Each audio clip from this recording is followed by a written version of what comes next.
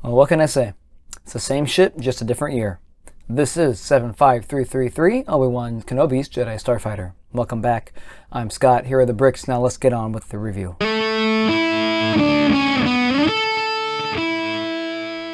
Let me be clear. It's not just Obi-Wan Kenobi's Jedi Starfighter 7143, or Obi-Wan Kenobi's Jedi Starfighter 10215, or even the cooler Obi-Wan Kenobi's Jedi Starfighter with the hyperspace ring 75191.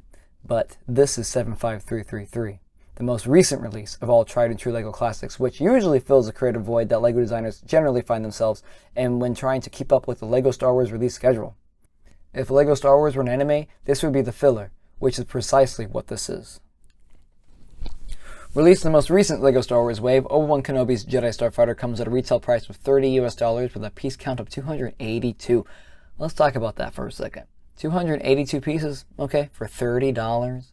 Right here paying $30 for 282 pieces, while Speed Champions are only $20 for just about the same amount of pieces. But Scott, inflation, licensing fees, and this has 3 minifigures. Well, counter argument. And for example, we'll use a James Bond DB5. That set is 298 pieces and is $20.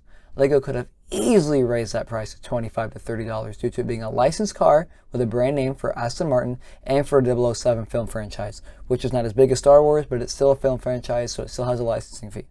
And yeah, that set only has 1 minifigure, but at least that set has printed pieces instead of stickers for the most part. And if we went with that logic, I'm really paying an extra $10 for R4 and Taun We here. Not really that acceptable. So you know, it's kind of horseshit. But speaking of minifigures, let's go check those out. Alright, just like with 75191, Obi-Wan just ain't rocking duos here with R4. Instead of a fan favorite such as Jango and Boba, we got this hot piece of galactic yumminess that is Taun We, who makes her first minifigure appearance in the set and is honestly steals the show and the only valid reason to buy this set. She has a custom molded head to represent the chamomile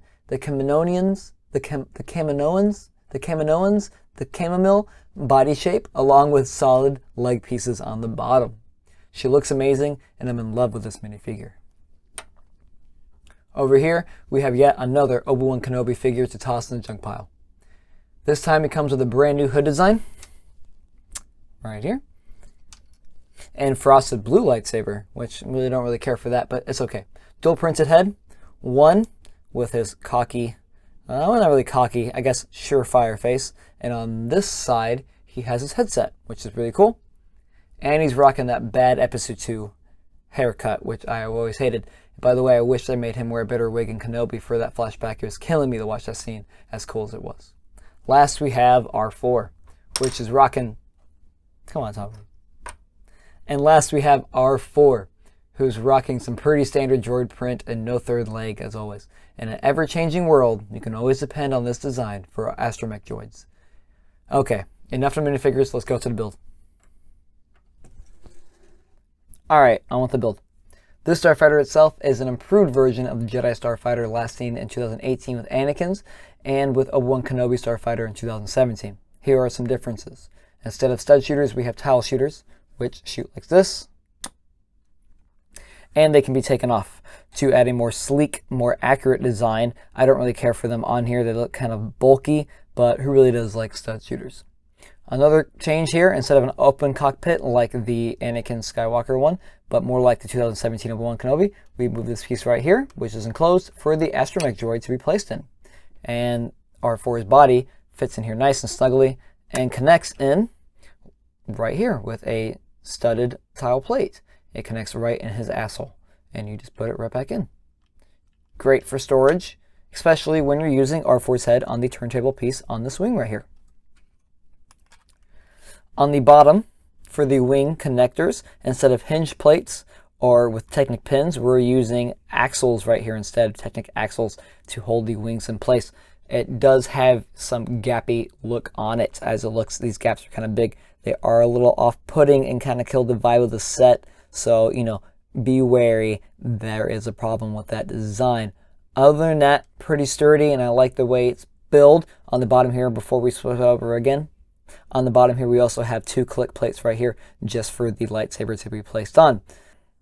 Printed pieces are rare, but we do have a printed piece on the control panel inside the cockpit with the cockpit dome and a wonderful seat for Obi-Wan right here. We do have some sticker pieces, especially on the cockpit and on the wing here, which look fantastic. And we have them on the other wings right here, as well as a Republican emblem on the side. No more do we do the 2x4 with the Republican symbol printed on it. We have just the symbol. This version also did away with the slope pieces on the nose of the Starfighter as seen with Anakin's and the 2017 Kenobi Starfighter, and in replacement chooses flat tiles much like the 2002 version. Speaking of the 2002 version, I had that version as a kid when Episode 2 first came out, and building the set did give me some serious nostalgia, especially with the lime green wedge plates that are relatively new to the LEGO scene against the white and dark red, or Republic red is what I've always called it, and it made me happy for a brief moment. You know, it's the little things like that that keep me going in this world. Underneath here, the engines are updated as well. No longer are they rocking the engine pieces, but the 2x4 cylinder pieces built together instead, which is okay. It just ups the piece count a little higher. I do have some excess studs right here in the bottom for the stud shooters. The landing gears still fucking suck.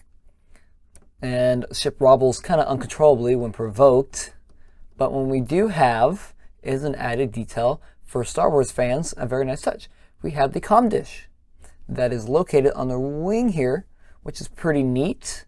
You can reenact the part where Obi-Wan Kenobi talks to the Jedi Council. That's cool. And contacts Anakin, tells him not to follow him and help him. So, you know, that's pretty neat. Plus, it's retractable for sleep travel, even though I think it sticks out a little bit like a sore thumb. Not as clear, but to be honest with you, these stud shooters themselves kind of still stick out.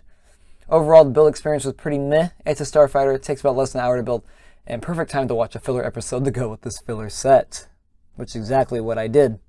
And that wraps up this review for 75333 Obi-Wan Kenobi's Jedi Starfighter, a $30 set that really only makes sense because of Taun We. For her and her honor, I recommend this set.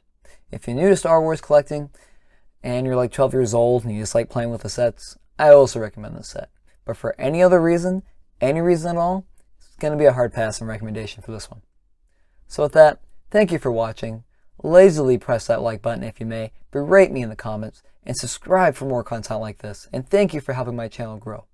Until next time, it's been Scott. Thanks.